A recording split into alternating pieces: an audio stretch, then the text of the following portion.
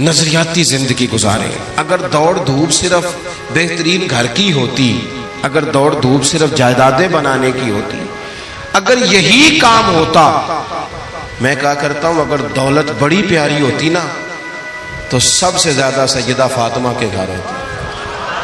اگر یہ کوئی بہت اعلیٰ چیز ہوتی تو یہ تو وہ والا گھرانہ ہے کہ 3 دن چولہا نہیں جلا. اور کنز المال میں وہ لفظ موجود ہے کہ حضرت ابو ہریرہ فرماتے ہیں کہ اونٹ کے بالوں کی بنی ہوئی چادر سیدہ فاطمہ نے اوڑھی ہوئی تھی. اونٹ کے بالوں کی بنی ہوئی چادر، اور وہ چکی پیس رہی تھی، چکی چلا رہی تھی. کہتے حضور نے دیکھا تو نبی پاک کی آنکھوں میں آنسو ضرور آئے. اور پتہ محبوب نے کیا فرمایا؟ یہ کنز المال میں موجود ہے. محبوب فرمانے لگے شہزادی دنیا میں تھوڑی سی تکلیف برداشت کرو، آخرت کی ساری عزتیں اللہ تمہیں ہی عطا فرمائے. سبحان اللہ. یہ تھوڑی دشواری ہے. یہاں ہر بندے کی بیٹی دکھی نہیں، جس کو بھی پوچھ لیں دکھی ہے، جس سے بھی پوچھ لیں. حضرت جی دعا کرنا، پیر صاحب دعا کرنا، مفتی صاحب دعا کرنا، بزرگوں دعا کرنا. کیوں جی؟ بیٹی بڑی تکلیف میں. کیوں جی؟ کہتے سسرال والے کام بڑا کراتے ہیں.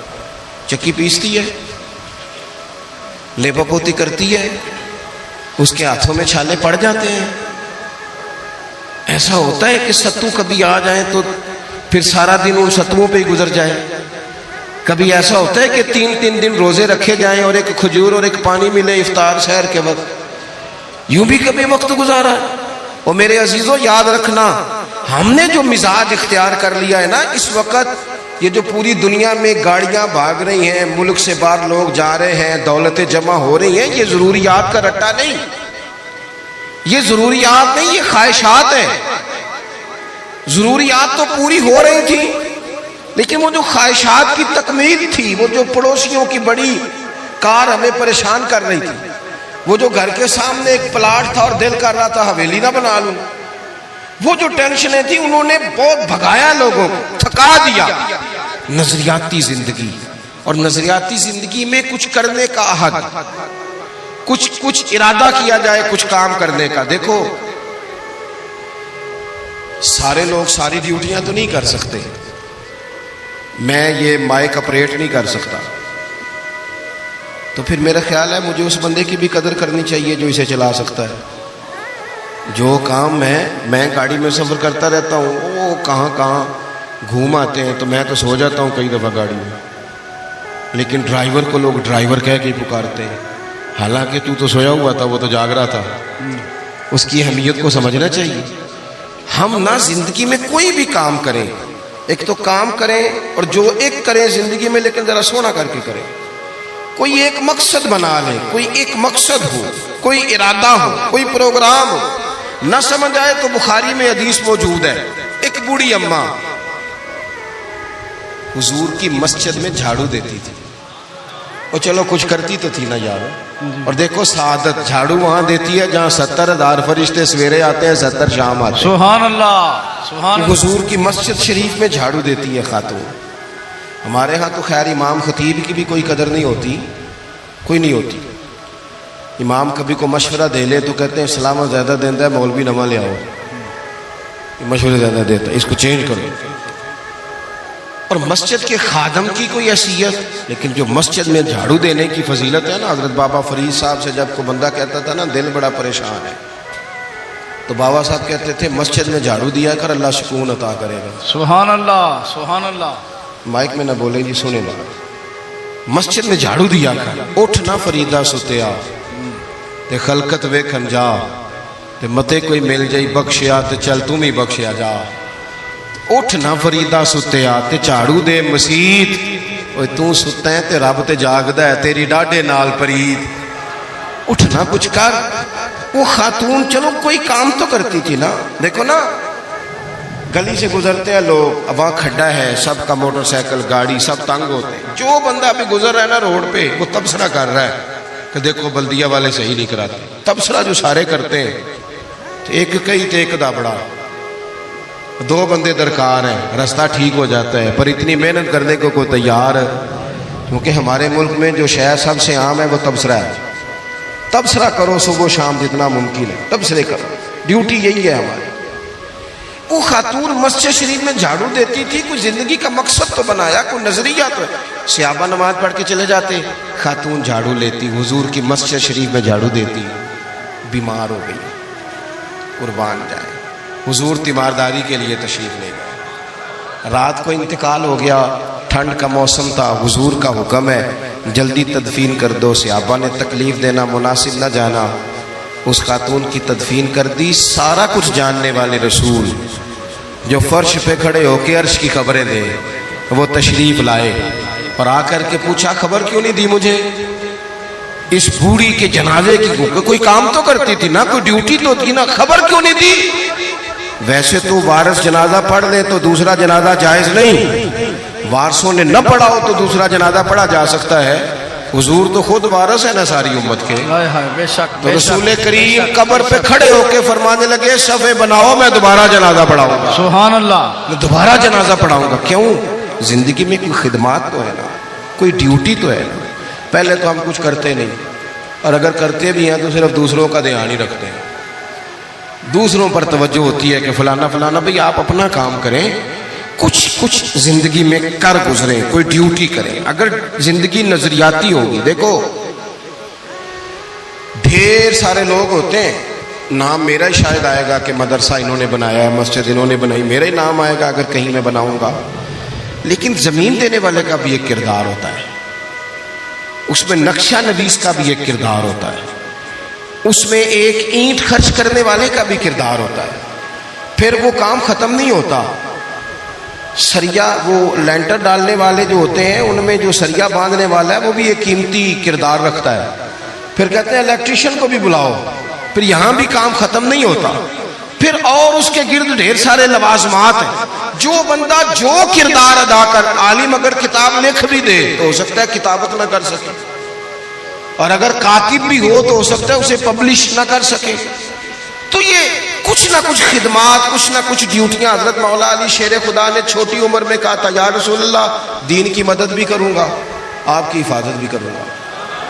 63 سال عمر پائی اور ہر میدان میں اگلی صفوں میں، ہر میدان میں اگلی صفوں میں، ہر میدان میں اگلی۔ حضور سے وعدہ کیا تھا یا رسول اللہ ڈیوٹی کریں گے، خدمت کریں گے۔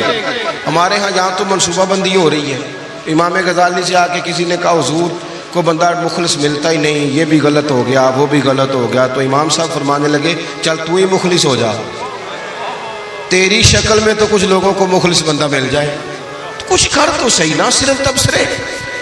حضرت مولا کائنات نے عمر مبارک ساری دین کی خدمت میں لگائی، تو جب 63 سال کی عمر میں خنجر لگانا تو لوگ تو کہتے ہیں نا میرے پتر کا دھیان رکھنا اور میرے بچوں کا خیال کرنا اور فلانی ڈیوٹی کرنا۔ تو جب خنجر لگا تو حضرت علی کیا کہہ رہے تھے؟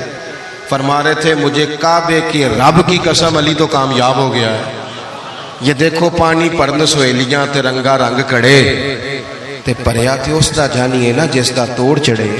فرمایا دیکھو میں نے کوئی ارادہ کیا تھا، آج میں کامیاب ہوا۔ باتیں زیادہ نہیں کرنی، بس ختم کرتا ہوں۔ جب یوں نظریاتی زندگی ہوتی ہے نا، نظریاتی، پھر بندہ تھوڑی سی تکلیف بھی سہ لیتا ہے۔ کوئی کام کر رہا ہے نا بندہ، صحیح بخاری میں حدیث ہے، ایک خاتون نے آ کے عرض کیا تھا یا رسول اللہ صلی اللہ علیہ وسلم مجھے مرگی کا مرض ہے، بڑی تکلیف میں ہوں۔ اللہ کے محبوب علیہ السلام سب کے لیے دعا کرتے، بلکہ حضور تو دست شفا پھیرتے تو اللہ کرم فرما دیتا، لیکن نبی پاک صلی اللہ علیہ وسلم کی خدمت میں عرض کی یا رسول اللہ صلی اللہ علیہ وسلم مرگی ہے۔ تو آج حضور نے انوکھی بات کی، وہ پیچھے صاحبزادہ بشیر صاحب تشریف لائیں، آگے تشریف لے آئیں۔ نبی پاک صلی اللہ علیہ وسلم نے نا جی آج نظریہ سمجھایا، توجہ ہے آپ دوستوں کی میری بات پر۔ حضور فرمانے لگے اگر تو کہے تو میں دعا کرتا ہوں اللہ شفا دے دے گا، اور اگر تو کرے صبر، معنی کیا ہے؟ مرگی کے ساتھ ہی گزارا کرے، اگر کرے صبر تو پھر میرا وعدہ ہے رب جنت عطا کرے گا۔ سبحان اللہ۔ ویسے ہم پیر صاحب کے پاس، سید صاحب کے پاس، بزرگوں کے پاس جائیں، پیر صاحب ہمیں کہیں کہ گوڑا ٹھیک کرانا ہے درد کے یہاں جنت چاہیے، ساڑھا کی جواب ہے اے گوڑے دا کچھ کرو نا جی، یہ سون نہیں دینا، یہی جواب ہے نا۔ لیکن نظریاتی لوگ نظریاتی ہوتے ہیں۔ نبی پاک صلی اللہ علیہ وسلم نے فرمایا کہ تو بتا، اگر تو کہے تو دعا کرتا ہوں اللہ شفا دے دے گا، اور اگر صبر کرے تو پھر تیرے لیے جنت ہے۔ اس خاتون نے 1 منٹ نہیں لگایا سوچنے پہ، یہ نظریاتی لوگ ہوتے ہیں۔ عرض کی یا رسول اللہ آپ دعا کر دے رب مجھے جنت ہی عطا کرے۔ سبحان اللہ۔ کیا مطلب کہ میں گزارا کر لوں گی مرغی کے ساتھ، صبر کر لوں، مجھے اللہ جنت دے۔ حضور نے دعا کر دی۔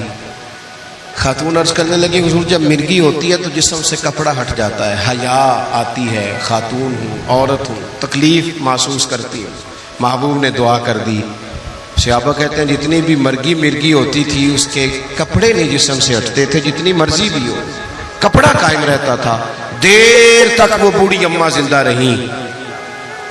خواتین ایک دوسرے سے کہا کرتی تھی کسی نے جنتی دیکھنی ہے تو اس بی بی کو دیکھو، اسے دنیا میں حضور نے جنت کی بشارت عطا کی۔ سبحان اللہ، سبحان اللہ۔ نظریہ ہوتا ہے، نظریہ۔ ویسے آنا جانا، تصویریں بنانا، گھومنا پھرنا، پلاننگ کرنا چلتا رہتا ہے، لیکن جو نظریاتی لوگ ہوتے ہیں انہیں ذرا تھکاوٹ بھی تھوڑی ہوتی ہے۔ نظریے کے لیے کام کر رہے ہیں نا، وہ بھاگتے ہیں، ان کا بھاگنا انہیں تھکاتا نہیں۔ جب آپ نظریاتی ہیں تو صبح قیامت پہ نظریاتی اور غیر نظریاتی لوگوں کا نتیجہ کیا ہے؟ یوم نحشر المتقین الی الرحمن وفدا۔ اللہ فرماتے ہیں یہ جو متقی ہوں گے نا انہیں رب کی بارگاہ میں پیش کیا جائے گا قیامت میں، پر مہمان بنا کے پیش کیا جائے گا۔ ان کا میزبان رب ہوگا، چونکہ انہوں نے زندگی تقوی میں گزاری، محتاط وقت گزارا۔ وَنُسُوقُ الْمُجْرِمِينَ إِلَىٰ جَهَنَّمَ وِرْدًا۔ اور یہ جو مجرم ہیں انہوں نے جرم کیے، من پسند زندگی گزاری، فرمایا انہیں پیاسے ہانک کے دوزخ میں پھینک دیا جائے، پیاسے ہانکے جائیں گے جہنم کی طرف۔ اپنی زندگی میں کچھ ارادہ کریں۔ دیکھیں دھوپ چھاؤں آئے گی، وہ ہمارے یہاں کچھ لوگ کہتے ہیں دکھی بڑے ہیں جی، ہنسے کیسے؟ تو میں کہا کرتا ہوں کہ اتنی تکلیفیں کسی کو نہیں آئیں جتنی حضور کو آئی ہیں۔ پر آپ فرمان پڑھیں، حضرت حارث بن عبداللہ کہتے ہیں میں نے تو مدینے والے محبوب کو جب بھی دیکھا ہے مسکراتے دیکھا ہے۔ سارے کام 7 سال چلتے ہیں لیکن اپنی زندگی میں کوئی مقصد ہونا۔ یہ جن بزرگوں کے ہم آراس میں آتے ہیں نا، انہوں نے کوئی مقصد حیات بنایا۔ یہ مت سمجھنا کہ ساری زندگی پھولوں پہ گزری، یہ عرس وغیرہ یہ سارے کام بعد میں ہوتے ہیں، بعد، ورنہ ڈھیر سارے صوفیاء ایسے ہیں جنہوں نے روڑے کھا کے وقت گزارا، بڑے ٹھیک ٹھاک روڑے کھائے، بڑی تکلیفیں برداشت کی، اور ان کی اگر آپ تاریخ پڑھیں گے تو بڑا کچھ ان کے ساتھ کیا گیا، بڑے معاملات ہوئے۔ ایسا نہیں یہ شہادت گاہ الفت میں قدم رکھنا لوگ آسان سمجھتے ہیں مسلمان ہونا، یہ بڑا مشکل کام ہے، اس سے ہو کے گزرنا پڑتا ہے۔ لیکن ڈیوٹی کریں، کوئی کام کریں، کچھ اپنے ذمے لیں۔ جو ہم وقت گزار رہے ہیں نا جی، آپ یہاں کوئی بیٹھے کہتے ہیں ٹائم پاس کر رہا ہوں، تو میں کہتا ہوں اتنا ٹائم کہاں سے آیا جو آپ کو پاس کرنا پڑا؟ بہت سارے لوگ کہتے ہیں جی میں بور ہو رہا ہوں، تو میں کہتا ہوں یار بور ہونے کا ٹائم بھی تو ہونا چاہیے نا بندے کے پاس۔ آپ کے پاس ٹائم زیادہ ہے اس لیے بور ہو رہے ہیں، ہمیں تو ٹائم ہی نہیں ملتا بور ہونے کا۔ تو جب کوئی کام کرنا ہے آپ نے، جب آگے بڑھنا ہے، کچھ مقاصد حسنہ حاصل کرنا ہے، کچھ امور خیر سر انجام دینے، پھر زندگی میں ان کو طے کریں اور ان پر کام شروع کر دیں۔ دھوپ بھی آئے گی، چھاؤں بھی آئے گی، سکھ بھی آئیں گے، دکھ بھی آئیں گے، لیکن قافلہ رواں دواں رہنا چاہیے۔ اللہ تعالیٰ اس آستانہ نور کو ہمیشہ سلامت رکھے۔ میرا ایک اور جگہ پہ وعدہ تھا، مجھے وہاں آگے بڑھنا ہے۔ یہ جو محفلیں ہوتی ہیں یہ کبھی بھی ان کو شخصیات کی محفلیں نہیں بنانا چاہیے، ساری تقریری نظریے پہ کی ہے۔ محفلیں تو حضور کے نام کی، کوئی آئے گا کوئی جائے گا، یہ تو سلسلہ چلتا رہتا ہے، اس میں کبھی بھی یہ فوکس نہ کریں۔ آپ حضرت کے لیے آئے ہیں، بزرگوں کے لیے آئے ہیں۔ میں نے جب وعدہ کیا تھا تبھی گزارش کی تھی کہ مجھے اتنے کو بجے آپ موقع دیں۔